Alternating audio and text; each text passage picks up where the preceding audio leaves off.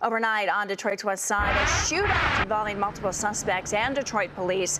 One officer rushed to the hospital after being wounded in the firefight. Fox's Robin Murdoch is live with more.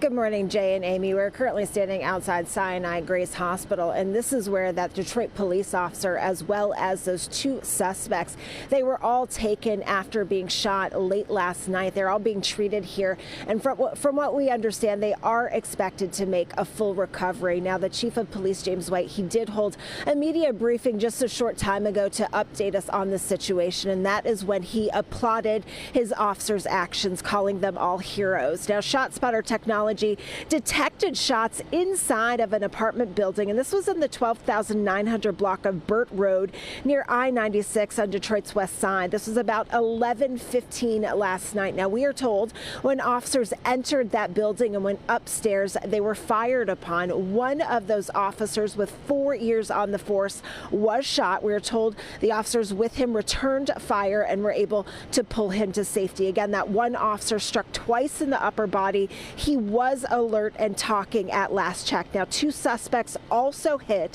Unclear if they were shot by officers or other gunfire in the building. All of that under investigation at this hour. Here is the chief with the very latest. The first two officers encounter a suspect. Our officer takes fire and is shot. And the second officer behind him retreats with him, pulling him out of harm's way. And returns fire. The officers, by all accounts, are heroes, heroic to go into that active shooter situation. It appears that they were clearly disrupting either a robbery murder or a murder because of the amount of firearms that we recovered and the fact that they were actively shooting as the officers went into this location.